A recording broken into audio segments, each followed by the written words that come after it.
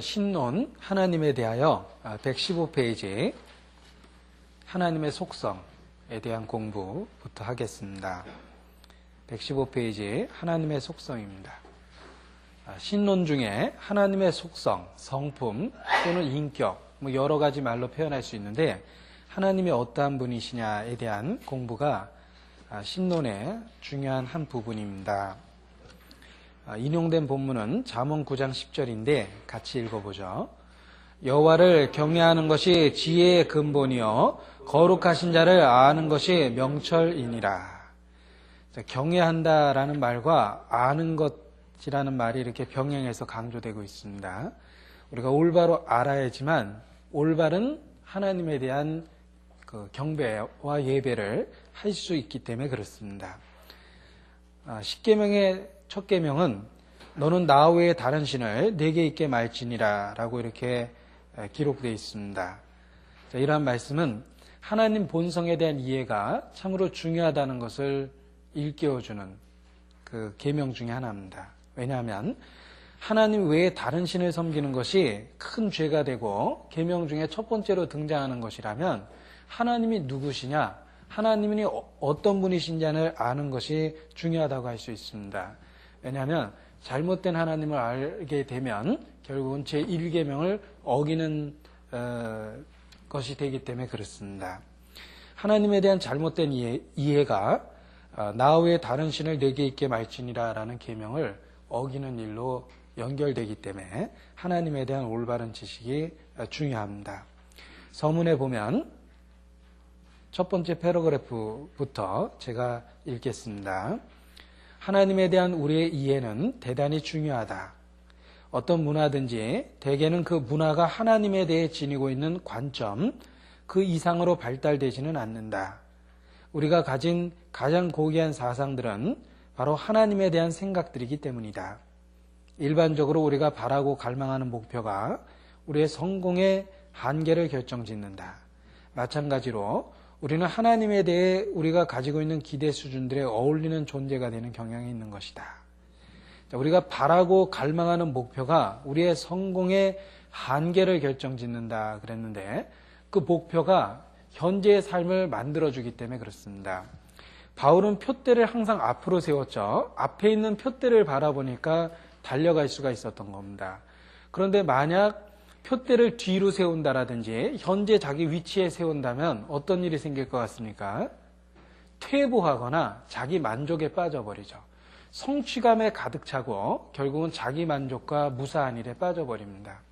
표대는 항상 앞으로 세워야지만 달려갈 수가 있고 지금보다 나아질 수가 있습니다. 일반적으로 우리가 바라고 갈망하는 목표가 우리의 성공의 한계를 결정짓는다. 이런 그런 뜻입니다. 이 문장하고 관련된 게 116페이지 보면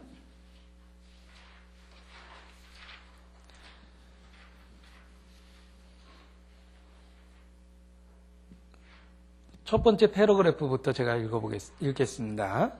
만일 우리가 요나단 에드워드의 영향 아래 일어났던 대각성 운동에 대해 공부하였다면 요나단 에드워드는 1700년대에 활동했던 사람이고 그 1700년대 미국을 중심으로 대각성 운동이 있었죠. 대각성 운동에 대해 공부하였다면 우리는 곧 하나님을 만난 사건이 그들로 하여금 대부흥을 일으키게 한 중요한 요소들 가운데 하나가 되었음을 알게 될 것이다. 이 요나단 에드워드 당시에 그 대각성 운동 보면 이 전도자가 나타나면 높은 데서 내려다보면 사람들이 몰려오는 게 보였대요. 마차를 타고 여기저기서 몰려왔는데 많은 분들이 그 아주 평이한 설교거든요. 지금 읽어보면. 그런데 그 설교 앞에서 통곡하고 그 참으로 회개의 역사가 일어났다라고 이야기를 합니다. 그 큰 부흥의 운동은 그들이 하나님을 알게 되고 체험하게 됐다라는 거죠. 그래서 각성운동이 생긴 겁니다. 또한 과거에 살았던 위대한 인물들의 증거를 들어보면 우리는 그들 가운데 많은 사람들이 영광 중에 계신 하나님을 알게 되었을 때 그들의 삶의 전환점을 맞게 되었다는 것을 발견하게 될 것이다. 하나님을 알게 되었을 때 삶의 전환점을 갖게 된다. 자, 이 기독교가 여러 곳에서 여러 모양으로 전파가 됐습니다. 때로는 교파의 모양도 다르고 교회 모양도 다르지만 정말 생명 있는 기독교의 공통점이 있습니다. 그것이 무엇입니까? 삶의 변화를 일으켰다는 거죠. 정말 생명 있는 그 진리가 전해졌을 때 사람들은 변했다는 겁니다. 그들이 하나님을 알게 되었을 때 그런 변화를 갖게 되었기 때문에 하나님을 아는 것은 아주 중요하다. 그리고 그 다음 문장입니다. 하나님에 대해 성경적으로 사고하게 될 때 우리는 영적으로 성장할 근거를 가지게 된다. 하나님에 대해서 사고하게 되고 하나님에 대해서 점점 알아가게 될 때 우리는 성장의 근거를 갖게 된다. 하나님은 우리보다 앞에 계시죠. 우리의 삶의 목표가 현재보다 앞으로 갑니다. 하나님을 알게 되면 우리가 추구해야 될 목표가 앞으로 가고 그 목표가 앞에 있음으로 말미암아 현재의 삶에 있어서 성장의 근거를 갖게 되는 겁니다. 그래서 아까 서론 앞부분에 우리가 갈망하는 목표가 우리의 성공의 한계를 결정짓는다 그랬죠. 그러니까 하나님을 알게 되면 거룩함이라는 목표가 앞으로 가죠. 하나님을 모르게 되면 어떻게 됩니까? 내가 다른 사람보다 낫다. 내가 내 주변에 있는 모든 사람들보다는 그래도 낫지 않느냐. 그런 식의 자기만족에 빠집니다. 그런데 하나님을 알게 되면 거룩함의 목표가 하나님이라는 그 절대적인 분 앞에서 생기기 때문에 표대가 앞으로 가고 자기의 삶에 어떤 성장의 계기를 갖게 됩니다. 그래서 하나님을 안다라는 것은 우리에게 삶의 목표를 바로 정해주고 삶의 변화를 일으키는 중요한 동기가 된다. 이런 부분으로서 하나님을 아는 것이 중요하다. 이렇게 서론 부분을 설명하고 있습니다. 116페이지 첫 번째 문장입니다. 비록 하나님께서 우리 각자를 하나님께로부터 받은 지적 능력에 따라서 심판하시기는 하지만 우리들 가운데 성경을 접할 수 있었던 사람들은 그들이 성경을 읽고 하나님에 대해 알아가는 것에 대해 스스로 책임을 지게 될 것이다. 자, 이 책은 조직신학책이기 때문에 기본적인 신학적 개념이 다 깔려 있습니다. 그래서 잘 읽어보면 평이한 말의 연속이지만 평이한 말이지만 중요한 신학적 개념을 이렇게 다 다뤄내고 있거든요. 그래서 중간중간 그거를 좀 상기시키고 싶습니다. 여기도 그런 그 신학적 개념이 거론된 건데 하나님은 우리에게 비춰준 빛에 따라서 우리를 심판한다는 겁니다. 그러니까 하나님께로 받은 지적 능력에 따라서 우리를 심판한다. 많이 준 자에게는 많이 달라 할 것이요. 또 적게 받은 자에게는 적게 달라 할 것이다. 또 마땅히 할 일을 알고도 행치 아니하면 더 큰 책망을 받을 것이다. 이런 말씀들은 우리에게 주신 지적 능력에는 책임이 따른다는 거죠. 그래서 어린아이들이 갖고 있는 판단력과 분별력은 작습니다. 그러니까 상대적으로 그들의 죄는 작아지고 충분한 기회를 갖고 판단력과 분별력을 갖고 있으면서도 그것을 활용하지 않거나 의도적으로 무시했다면 거기에 대한 책임을 중하게 받을 수밖에 없는 겁니다. 그래서 하나님이 세상을 어떻게 심판하느냐라는 그 복잡한 이야기 중에 하나가 우리에게 주신 지적 능력에 따라서 심판하신다. 많이 받은 자에겐 많이 요구하시고 적게 받은 자에겐 적게 요구하신다. 알고 행치 아니하면 더 큰 죄가 된다. 결국은 가장 큰 심판받을 사람 중에 하나는 복음적인 교회에서 복음적인 설교를 들으면서 멸망하는 사람. 그는 배웠던 수많은 내용에 대해서 책임을 져야 됩니다. 그래서 예수님도 저주했던 마을이 고라신, 가버나움 이런 마을이죠. 왜냐하면 가장 많이 권능을 베푸신 고을들이다. 내가 너에게 행하였던 것을 소돔과 고모라에서 행하였더라면 그들은 아직까지 멸망하지 않았을 것이다. 그들은 제 가운데 앉아서 회개했을 것이다 라는 말씀을 해주셨는데 그것은 기회가 많을수록 책임이 따르며 심판이 더욱 부과된다. 충분한 기회를 줬다는 거죠. 그래서 이런 것이 이제 그 신학적 개념, 심판에 대한 개념 중에 한 부분입니다. 하나님 우리에게 주신 지적 능력에 따라서 또는 기회에 따라서 심판의 가중을 정하신다는 겁니다. 116페이지 두 번째 패러그래프입니다. 하나님을 이해하는 핵심적인 요소는 그분의 성품을 이해하는 데서 나타난다. A.W. 토저는 속성이란, 이제 정의를 해보고 있는 거죠. 이 용어 정의라는 게 상당히 중요하고 또 어렵기도 한 겁니다. 그런데 잘 정의하면 복잡한 추상적인 개념을 쉽게 이해할 수 있게 되기 때문에 용어 정의는 어려운 거지만 필요한 거라고 생각합니다.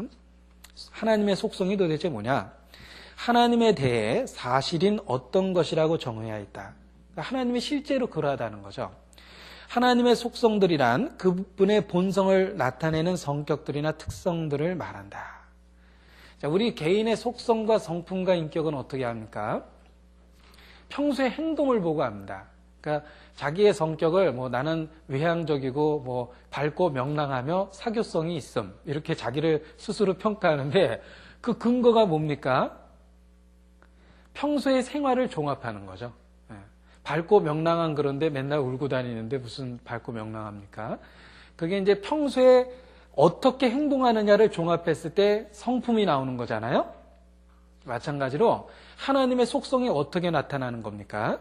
하나님이 어떤 일을 어떻게 하시고 그 어떻게 계획하시고 어떻게 실행하시냐라는 그 사역에 대한 부분을 쫙 종합했을 때 속성이 나오는 거예요.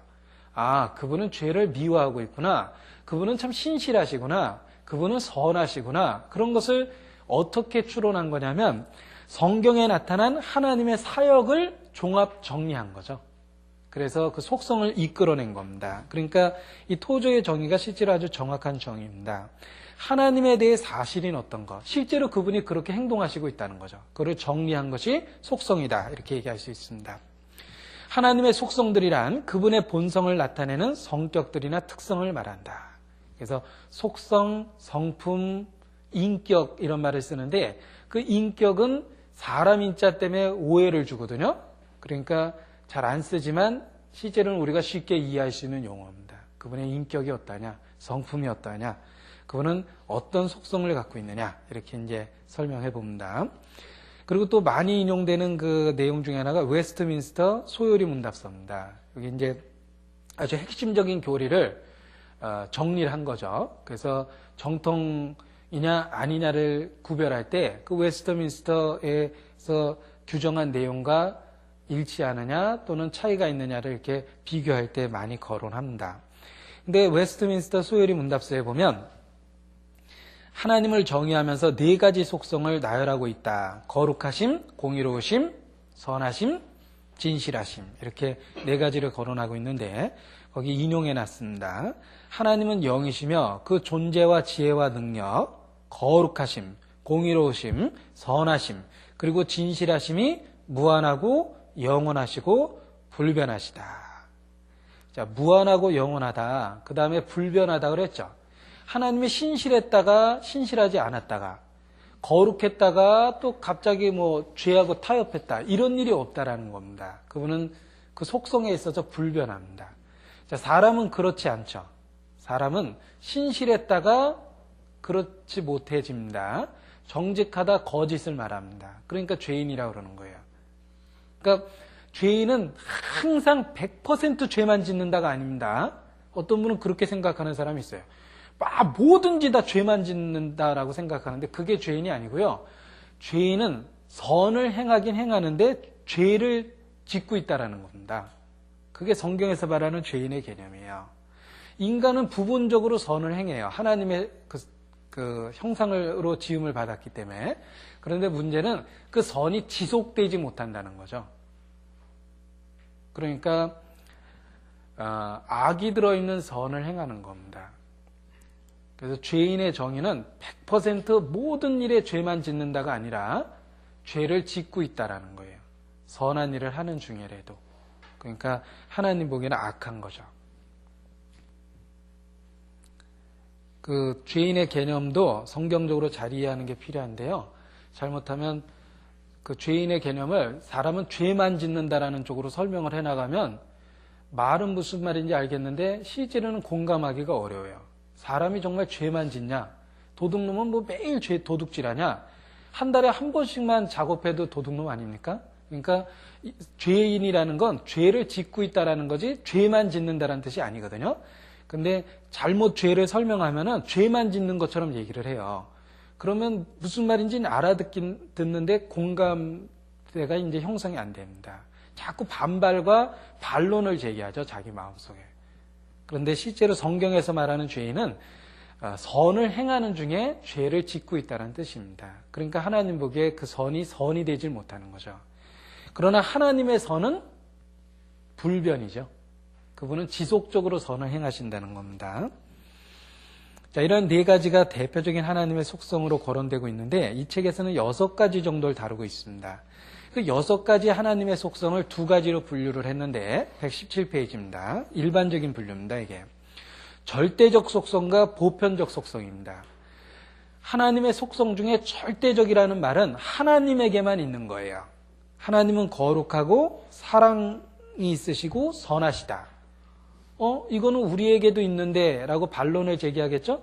그래서 아까 제가 불변이라는 말을 미리 설명을 한 겁니다. 왜냐하면 하나님은 계속적으로 거룩하고 계속적으로 사랑하시고 계속적으로 선하다는 거예요.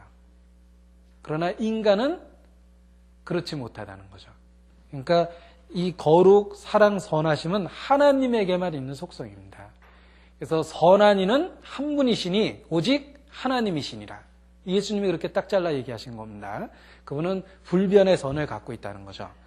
자, 이러한 것은 하나님만이 갖고 있는 거기 때문에 절대적이다. 그래서 절대적 속성이라고 그러고요. 보편적 속성이라는 건 우리에게도 어느 정도 일부 있다라는 겁니다. 예를 들면 전지, 편재, 전능, 이거는 보편적 속성이라고 이렇게 이야기를 하는데 우리도 어느 정도의 지식이 있죠. 그러나 전지하진 않죠. 우리는 부분적 지식을 갖고 있고요. 우리는 이렇게 현재 존재하고 있지만 과거나 미래에 대해서 존재하진 않습니다. 그러니까 우리의 존재도 일부분이고 우리는 어느 정도의 능력을 행합니다. 그러나 한계가 있죠. 그러니까 능력이 이때 부분적이다. 이런 면에서 하나님에게 있는 속성이 우리에게 조금 나눠진 거라는 것이지 하나님과 같지 못한 거죠. 그러나 우리에게도 그 일부분을 나눠주셨다고 그래서 보편적 속성, 그리고 쉬운 말로는 공유적 속성, 이렇게 번역을 합니다.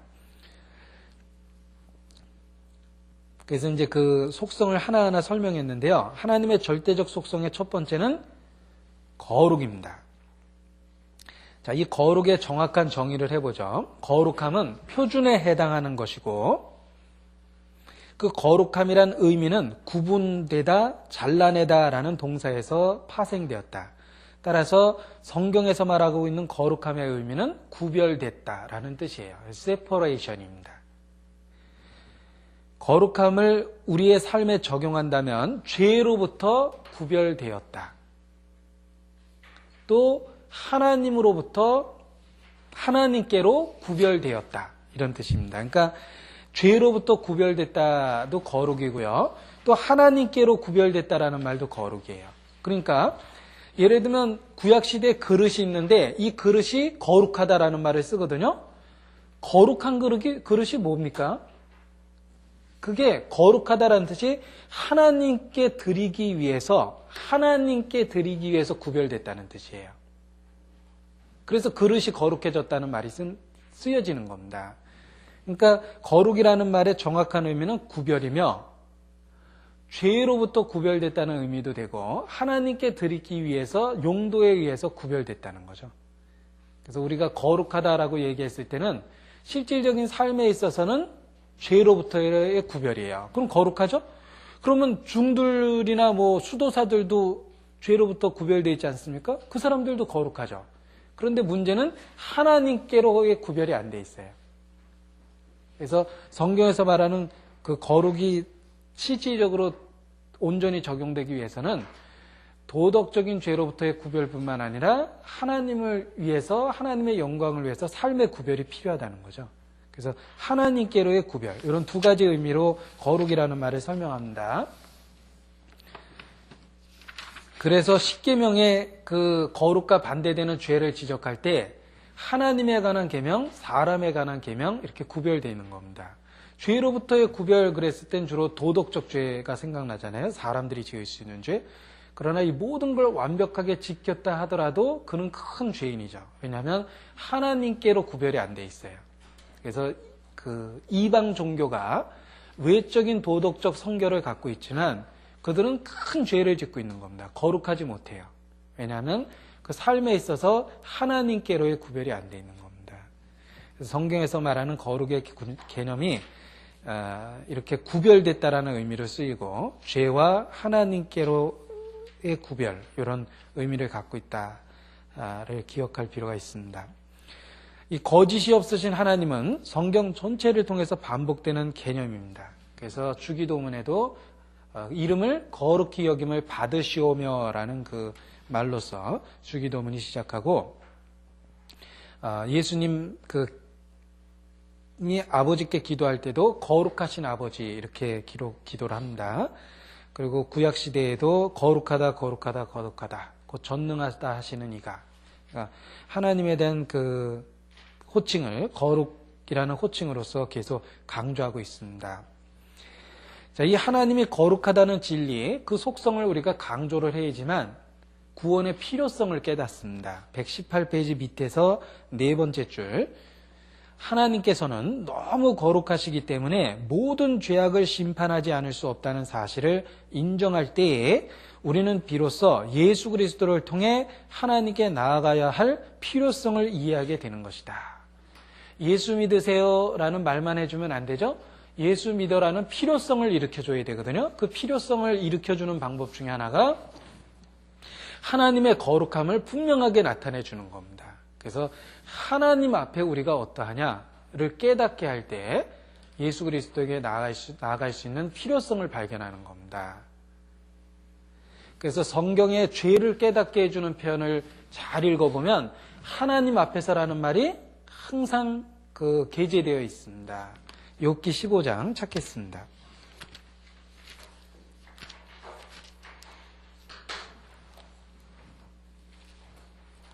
15장 15절.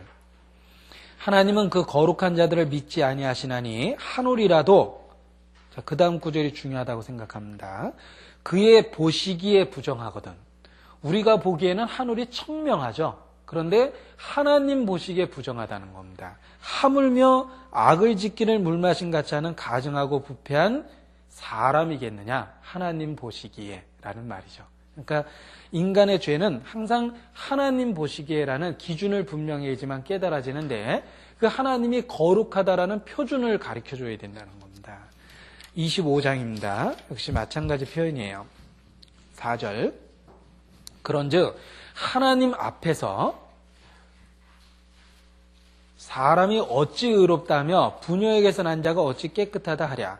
하나님의 눈에는 달이라도 명랑치 못하고 별도 깨끗이 못하거든. 하물며 벌레인 사람 구더기인 인생이랴. 하나님 앞에서, 하나님의 눈에는, 이런 말이 계속 강조되고 있죠. 따라서 우리가 죄를 설명할 때 인간적으로 지은 죄를 막 들춰내려고 대부분은 노력을 하죠. 그것도 방법 중에 하나지만 그 방법만으로는 죄를 깨닫기가 어렵습니다. 왜냐하면 누구나 다 그런 죄를 짓는 게 아니거든요. 우리는 막 흉악한 죄를 사례를 들거든요. 뭐 부모를 패 죽인 자식, 그 얘기 들으면 죄 깨닫습니까? 저 자식 되게 나쁜 자식이구나. 근데 나는 절대 그런 사람이 아니야. 이렇게 생각되지, 맞아, 나도 부모를 패 죽일 뻔했어 라고 생각하는 사람은 거의 없어요. 그런 흉악한 예가 죄를 깨닫게 해주는 게 아니라 그거는 죄성이 어떤 치명적인 결과까지 만들어내느냐를 드는 예일 뿐이죠. 실제로 죄는 아주 평범한 죄라는 거예요. 하나님 앞에서라는 부분을 강조했을 때는 우리 마음속에 긴 병과 잔병의 효자 없다고 그러죠. 부모님이 처음에 아프면 걱정되고 막 안타깝지만 그게 지속되면 이제 끝내고 싶고 뭐 그런 겁니다. 그러니까 부모님이 오래간만에 만나서 대화하면 밤새워서 얘기를 해요. 반갑고. 그런데 부모님이 매일 옆에서 밤새도록 얘기하면 짜증을 내죠. 그러니까 실제로 우리의 죄는 일상생활 속에서 들어있는데 그 일상생활 속에서 들어있는 죄를 어떻게 깨닫느냐? 하나님 앞에서, 그의 보시기에. 그러니까 신실하고 변하지 않는 선을 갖고 계신 하나님 앞에서 우리의 선이 지속적이지 못하다라는 부분을 이야기해 나갈 때 평범한 사람이 죄를 깨닫습니다. 그런데 이제 너무 극단적인 사례만 갖고 얘기하면 나는 저런 짓 안 해 라는 그 생각만 자꾸 하거든요. 그래서 죄에 대한 다양한 접근 중에 하나님 보시기에라는 게 기본 개념이기 때문에 그런 관점에서 죄를 이야기해 나가는 게 또 필요합니다. 그래서 예수님의 죄에 대한 지적이 그렇잖아요. 너희 중에 죄 없는 자가 이 여자를 돌로 치라. 너희도 간음했지가 아니라 그 마음속에 있는 똑같은 동기를 지적했고, 또 미워하는 자는 살인한 자라, 음욕을 품은 자는 간음한 자라. 그런 말도 다 마찬가지입니다. 이게 하나님 앞에서 자신을 볼 수 있도록 도와준 거죠. 그래서 하나님의 거룩이 강조될 때 죄를 깨닫고 그리스도를 믿어야 될 필요성을 발견하게 된다. 그렇게 설명해 볼 수 있습니다. 119페이지 또 중요한 내용이 있는데, 첫 번째 문장, 하나님이 어찌하여 나를 버리셨나이까라고 부르짖을 때에 하나님께서는 차마 당신의 아들이 우리의 죄를 지시고 죽는 것을 볼 수 없으셨을 것이다. 하나님의 거룩하심에 대해 이해하게 될 때 우리는 하나님께서 우리를 사랑하시는 정도를 생각하지 않을 수 없다. 하나님이 굉장히 거룩하다는 걸 깨닫고 우리가 또 굉장히 타락했다는 걸 깨달았을 때 그 엄청난 차이가 사랑의 넓이와 깊이와 높이라는 걸 알 수가 있습니다. 그래서 죄가 있는 곳에 은혜가 넘쳤다 그러죠. 그러니까 죄를 깨닫는다라는 건 하나님 앞에서 깨닫는 거고, 그 하나님과 우리의 엄청난 갭을 깨달을 때, 거룩이라는 그 갭을 깨달았을 때 사랑이 굉장히 깊었다라는 걸 발견하게 되는 겁니다. 그래서 하나님의 사랑의 정도를 깨닫게 하는 것도 하나님의 거룩을 강조할 때다. 자, 이런 하나님의 속성 거룩은 레위기에 강조되고 있습니다. 그래서 레위기의 중심 주제는 레위기 19장 2절인데 너희는 거룩하라. 나 여호와 너희 하나님이 거룩함이니라. 그래서 거룩함에 대한 강조가 특별히 레위기서에 잘 되어 있습니다. 그 다음에 이제 하나님의 속성이 사랑이죠. 이 사랑은 우리가 제일 먼저 기억나는 하나님의 속성입니다. 우리가 구원의 근거나 확신을 가진 것도 역시 하나님의 사랑으로 인함입니다. 자, 그런데 사랑의 정확한 성경적인 의미가 무엇일까? 희생이죠. 사랑은 희생입니다. 예수님은 희생을 통해서 사랑을 보여주셨습니다. 120페이지입니다. 첫 번째 줄. 사랑하지 않으면서 무엇을 주는 것은 가능하지만 아무것도 주지 않으면서 사랑할 수는 없다. 사랑 안 하면서 주는 거는 간혹 그럴 수 있다라는 거예요. 그런 경우는 있죠. 사랑하지 않지만 무엇을 줄 수는 있습니다. 자꾸 부탁하니까 귀찮아서도 줄 수도 있는 거죠. 그러나 사랑하면서 아무것도 주지 않을 수는 없다. 사랑은 주는 것인데 준다라는 게 자기 것에 대한 포기이기 때문에 희생입니다. 따라서 사랑이란 자신을 남에게 주는 것을 수반한다. 예수께서는 사람이 친구를 위하여 자기 목숨을 버리면 이에서 더 큰 사랑이 없나니 라는 말씀을 하셨는데, 바로 버리는 것, 자기를 포기하는 것, 자기의 일부를 희생하는 것, 그것이 사랑이라는 겁니다. 그래서 사랑은 주는 것이다, 희생이다, 이렇게 이야기할 수 있는데, 바로 하나님은 독생자를 주셨죠. 사람이 줄 수 있는, 상상할 수 있는 최고의 것을 주신 겁니다. 그래서 사랑의 극치를 증거하셨습니다. 그분은 바로 사랑 자신이라는 겁니다. 그 다음에 이제 하나님의 절대적 속성이 선하심인데, 예수께서도 하나님 외에 선한 이가 없다라는 말씀으로 하나님의 선을 특별하게 강조하셨습니다.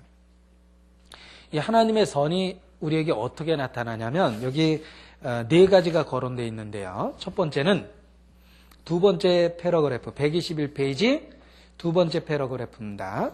하나님의 선하심은 그분의 다양한 행위들에 반영된 속성들 가운데 하나이다. 하나님의 자비는 그의 선하심을 나타내는 한 표현이다. 하나님의 자비는 하나님이 선하다라는 데서 나온 겁니다. 두 번째 밑에서 다섯 번째 줄. 하나님의 은혜는 하나님의 선하심을 나타내는 또 하나의 표현이다. 두 번째고요. 그리고 세 번째는 122페이지 두 번째 패러그래프입니다. 하나님의 선하심이 지닌 세 번째 모습은 그분의 박애이다. 그 다음에 네 번째 패러그래프 마지막으로 하나님의 오래 참으심이 하나님의 선하심을 반영하고 있다. 자, 이게 하나님이 선하시다라고 하면서 그 선하심은 다양한 행위가 반영된 속성이라고 그랬죠. 하나님의 실제적인 행위를 갖고 찾아낸 속성입니다. 그런데 어떤 행위를 통해서 선하심이라는 속성을 찾았냐면 하나님의 자비, 하나님의 은혜, 하나님의 박애, 하나님의 오래 참으심, 이런 것들이 이제 선하심의 속성입니다. 그리고 이제 그 각각에 대해서 설명하고 있는데요. 그 개념을 한 번쯤은 정리해 볼 필요가 있습니다. 첫 번째, 하나님의 자비입니다. 그 자비에 대한 이야기 중에 121페이지입니다. 밑에서 9번째 줄입니다. 하나님의 자비는 전적으로 하나님의 뜻에 따라 나타난다.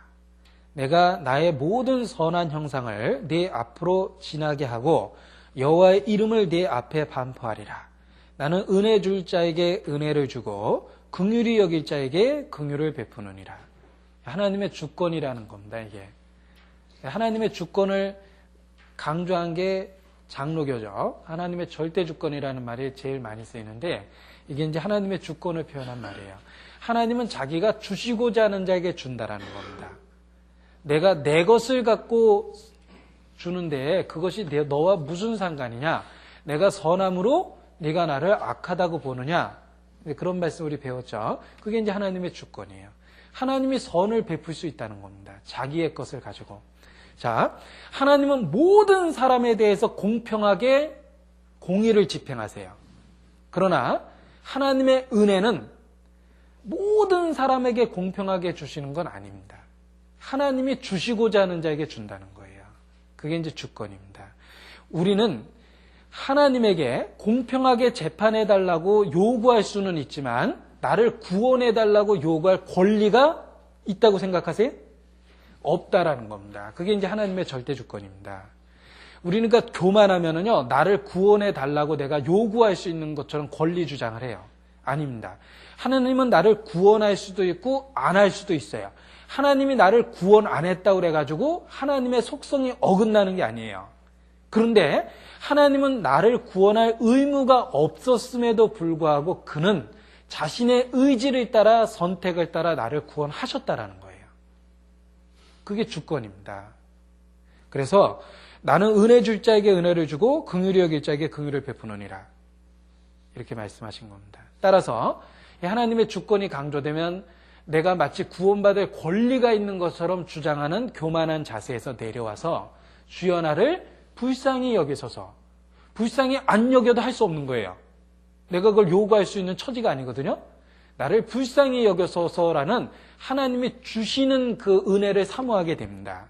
그래서 이 주권을 제대로 강조하면 성경에 나타난 인간의 위치가 깨달아지고요. 하나님이 우리가 바랄 수 없는 것을 주셨다라는 걸 깨달을 수 있습니다. 그래서 그 장로교가 주권을 강조하는 건데 문제는 그걸 지나치게 강조해가지고 절대 주권이라는 말이 쓰여지고 거기서부터 오해가 초래된 겁니다. 그러나 그것을 성경적으로 이해하면 인간이 구원을 요구할 권리가 없다는 걸 알게 돼요. 그리고 하나님의 자비를 얻기 위해서 부르짖어야 되는 그런 그 겸손한 위치를 깨닫게 됩니다. 그게 이제 그 주권에 대한 이야기인데요.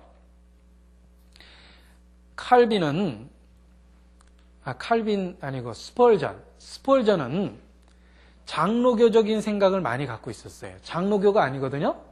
찰스 스펄전은. 그런데 그의 설교는 장로교적인 교리를 다 갖고 있습니다. 그래서 그 스펄전이 설교했을 때 교리적인 비난을 받기도 했어요. 왜냐하면 장로교적인 교리를 바탕으로 얘기를 했거든요. 그런데 그 스펄전이 강조하고자 했던 것이 하나님의 주권이라는 부분을 강조하면서요. 인간은 구원을 요구할 권리가 있는 게 아니라는 거예요. 우리는 하나님에게 공의를 집행해달라고 요구할 수는 있지만 나를 구원해달라고 권리 주장을 할 수 있는 게 아니라 그분은 나를 구원하지 않아도 아무런 문제가 없다는 겁니다. 단지 우리에게 자비를 베풀어 달라고 우리는 하나님께 부르짖고 요청하는 입장이지 권리가 있어서 그거를 요구하는 입장이 아니라는 거예요. 그래서 스펄전이 그거를 이해하고 장로교에서 이야기하는 부분을 자신의 사역에 반영을 한 겁니다. 왜냐하면 그것이 옳다라고 여겨진 거예요. 이게 이제 주권을 설명하는 문장 중에 하나입니다. 하나님의 자비는 전적으로 하나님의 뜻에 따라 나타난다. 내가 나의 모든 선한 형상을 내 앞으로 지나가게 하고 여호와의 이름을 내 앞에 반포하리라. 나는 은혜 줄 자에게 은혜를 주고 긍휼히 여길 자에게 긍휼을 베푸느니라. 내 것을 가지고 내 마음대로 할 것이 아니냐. 이게 이제 하나님의 주권입니다. 그 다음에 이제 은혜라는 말을 선하심의 한 속성으로 봤는데 은혜라는 말을 어떻게 정의하겠습니까? 받을 가치가 없는 사람에게 일방적으로 주는 게 은혜예요. 이게 이제 아까 주권이라는 말하고 좀 비슷한 설명이 나오죠.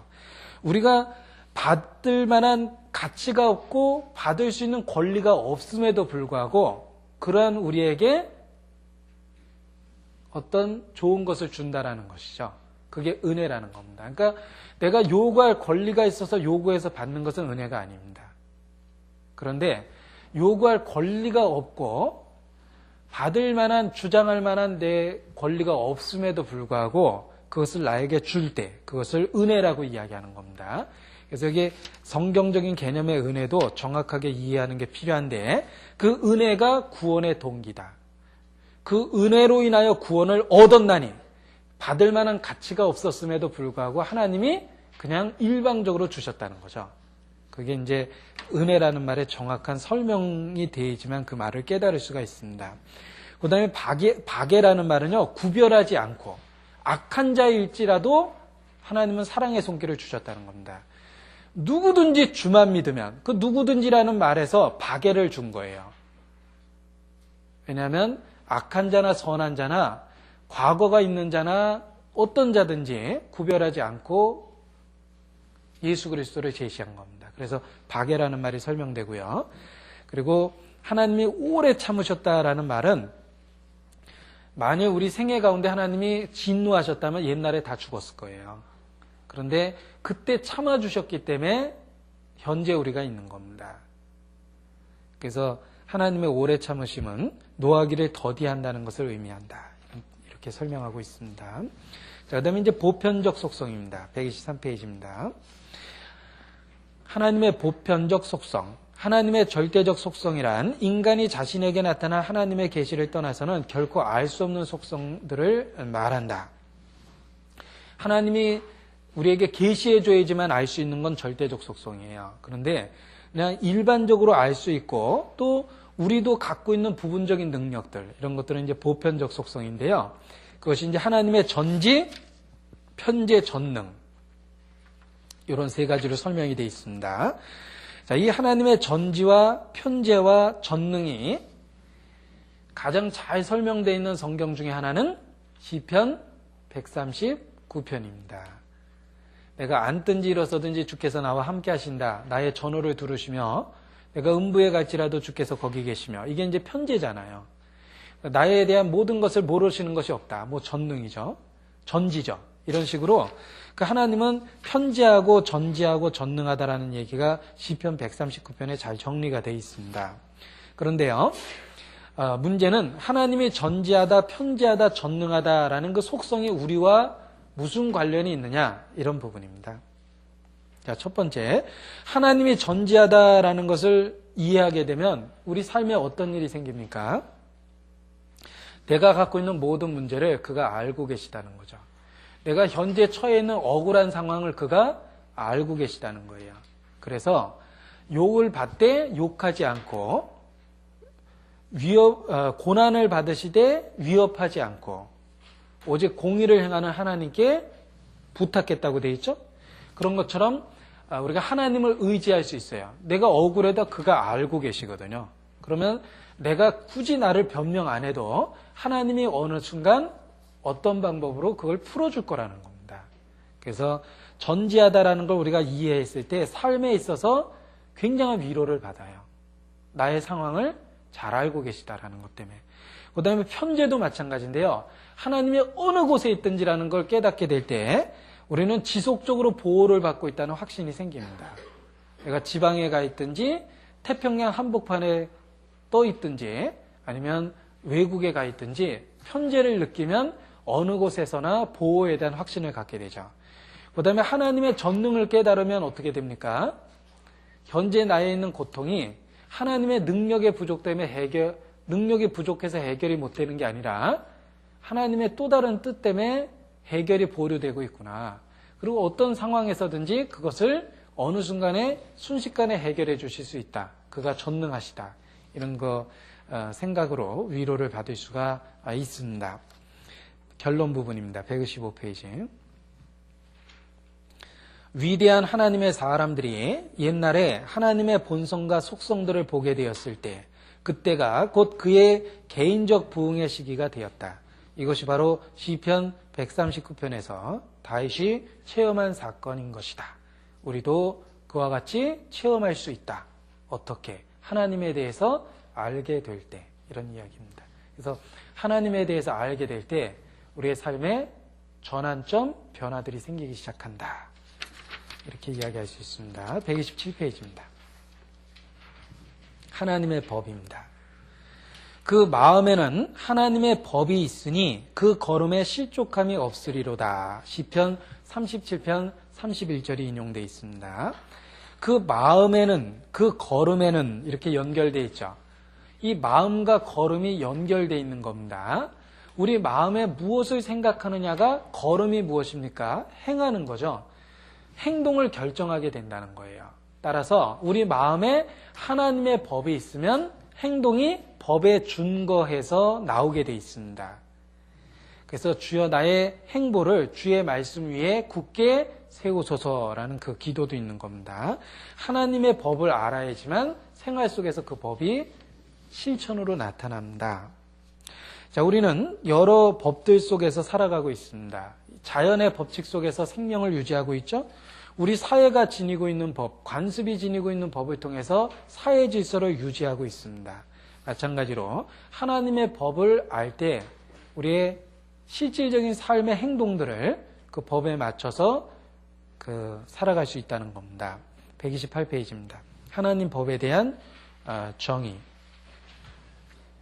하나님 법에 대한 정의. 하나님의 도덕법이란 십계명이나 혹은 모세가 유대인들에게 주었다는 632항목. 보통 이거 613개라고 그러는데 여기는 왜 632개라고 했는지 모르겠어요. 보통 우리 613개라고 그러죠. 그래서 365개는 하지 말라. 248개는 하라. 이렇게 얘기합니다.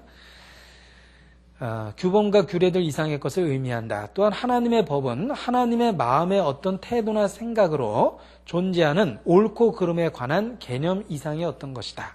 자, 그 다음에 이제 명확한 정의가 나옵니다. 하나님의 법이란 하나님의 의지와 성품이 외적으로 표출된 것이다. 따라서 하나님의 법은 곧 하나님 자신의 계시인 것이다. 하나님의 의지와 성품이 외적으로 표현된 것, 그것이 법이다. 하나님의 의지와 성품은 거룩하죠. 그러니까 율법이 거룩해질 수밖에 없는 거예요. 하나님의 성품이 그대로 반영된 겁니다. 그리고 128페이지 마지막 패러그래프 보죠. 법은 그 성격상 위반하는 자들에게는 처벌이 주어지는 것을 의미하며 이것이 바로 모든 통치의 기초이다. 법은 위반하는 사람에게 처벌이 요구된다고 그랬습니다. 법이 있다라는 건 집행돼야 된다라는 거예요. 집행되지 않는 법은 있을 수 없습니다. 하나님 앞에. 그래서 모든 율법의 1.1핵이라도 없어지지 아니하고 다 이루리라. 하나님이 세운 법은 이루어지는 거지 폐해지는 게 아니에요. 율법은 폐해지는 게 아닙니다. 율법은 완성되어지는 거죠. 예수 그리스도를 통해서. 자, 야고보서입니다. 아주 중요한 전도 집회 때 이야기하는 겁니다. 야고보서 4장 12절입니다.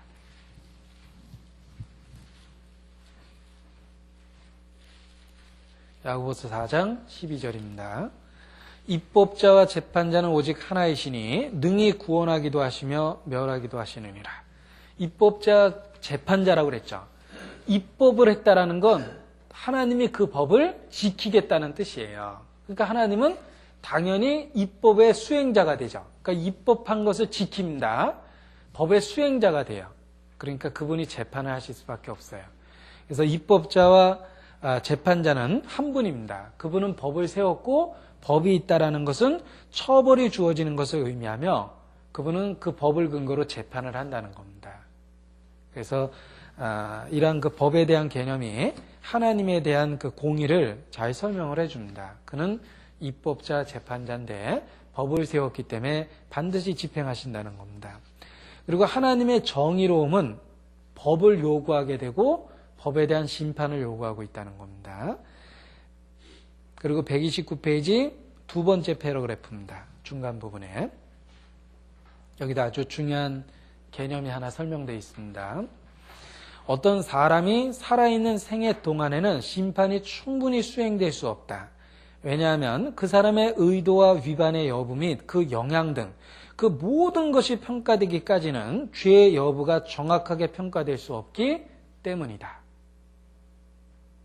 자, 예를 들면 그 유대인들이 예수의 제자들이 시체를 훔쳐갔다고 거짓말을 퍼뜨려서 그 거짓말이 지금까지도 유대사회에 있죠. 그러니까 하나님이 거짓말을 만든 사람을 심판 안 하는 거예요, 아직. 왜? 아직까지도 죄가 눈덩이처럼 계속 불어나고 있잖아요. 그러니까 마지막 심판 때에 죄의 영향력이 끝났을 때 그 거짓말한 죄에 대한 심판을 하는 겁니다. 또 찰스 다윈의 진화론이라는 거짓된 학문을 만든 죄가 심판이 되지 않고 있어요. 왜 그렇죠? 아직도 그 죄는 영향을 미치고 지금도 수많은 사람에게 피해를 주고 있기 때문에 그렇습니다. 그러니까 하나님이 지금 심판하는 게 아니에요. 그 영향력이 다 끝났을 때 최종 평가를 해서 그들을 심판하는 겁니다. 그래서 마지막 백보자 심판이 있는 거예요. 최후 심판이죠. 그러니까 살아있는 동안에 왜 심판이 집행되지 않느냐? 그것을 설명하는 개념 중에 하나입니다. 죄의 영향력에는 아직 끝나지 않았고 죄에 대한 다양한 환경과 변수가 아직 정리되지 않았다는 거죠. 그러니까 하나님은 심판을 최후 심판으로 미룬 겁니다. 129페이지 밑에서 다섯 번째 줄. 그러므로 누구도 살아있는 동안에 결정적인 심판을 받지 않는 것은 그가 법을 위반한 곳에서 미치는 영향이 아직 최종적으로 끝나지 않았기 때문이다. 따라서 하나님의 법이 존재한다는 사실은 장차 최후의 심판이 있다는 것을 의미한다. 이렇게 설명을 합니다. 이건 아주 중요한 개념인데요. 이해해 볼 필요가 있습니다. 죄는 왜 현세의 심판이 되지 않느냐? 죄에 대한 다양한 변수와 환경이 아직 정리되지 않았고 죄의 영향력도 아직 지속적이라는 겁니다. 그래서 그들의 심판을 마지막 때까지 보류하신 겁니다. 그리고요. 하나님이 무엇을 심판하느냐에 대한 이야기도 거기 있습니다. 129페이지 두 번째 패러그래프로부터 다섯 번째 줄. 자, 이렇게 얘기하면 쉽게 찾았으면 좋겠습니다. 두 번째 패러그래프의 다섯 번째 줄. 따라서 인간의 모든 사고, 말, 그리고 행위는 하나님의 우주에 영향력을 미친다. 자, 여기 죄를 세 가지로 얘기했죠. 인간의 사고, 말, 행위. 그래서 죄를 설명할 때 이 세 가지 각도에서 얘기를 해나가는 게 필요해요. 일단 대분류를 해야 됩니다. 인간의 사고, 생각도 죄라는 걸 알아야 돼요. 그 다음에 인간의 잘못된 언어 습관. 그리고 세 번째는 실질적인 행위. 그래서 죄를 설명할 때 행위만 갖고 계속 설명하면 해당되기도 하고 안 되기도 하고 막 그러잖아요. 그런데 인간의 마음 갖고 얘기하면 동기는 다 갖고 있어요. 그 다음에 인간의 잘못된 언어 습관들. 그런 그 죄를 지적할 수 있는 세 가지 큰 대주제가 있습니다. 사고, 그러니까 마음과 생각과 동기죠. 그 다음에 말, 잘못된 언어 습관, 그 다음에 행위, 이렇게 이제 세 가지를 구별해서 이해해 볼 필요가 있습니다. 하나님은 거룩하시기 때문에 본성상 심판을 안 할 수가 없어요. 하나님은 법을 세우셨고 또 의롭기 때문에 자신의 본성과 반하는 일을 용인할 수가 없는 겁니다. 그래서 심판은 절대적이다. 하나님은 공의를 무시하지 않는다라는 거죠. 그래서 이게 오해가 되는 표현이지만 그런 표현이 있어요. 130페이지 위에서 두 번째 패러그래프. 제가 읽어보겠습니다. 하나님께서는 자신의 법을 위반한 자들을 당신의 전적인 특권으로서 용서하실 수 있다 그랬습니까? 없다 그랬죠. 만약 하나님께서 그렇게 하신다면 자신의 법을 무시하는 것이 되며 이것은 곧 그분께서 자신의 기준을 무시하며 나아가서는 스스로를 부인하는 것을 의미하기 때문이다.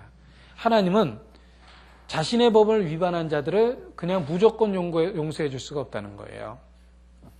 이게 공의와 사랑이고요. 구약 성경에 보면 바사에 변개치 못하는 법이라는 게 이런 개념입니다. 예를 들면 그 왕이 어떤 명령을 내렸는데 취소를 못해요. 왜 왕인데 취소를 못하죠? 변개할 수 없는 법이다. 이래요. 그러니까 다니엘을 죽이라는 그러니까 누구든지 뭐 다른 신에게 절을 하면 죽이라는 법령을 내렸죠. 근데 거기에 첫 번째 걸려든 게 다니엘이었거든요.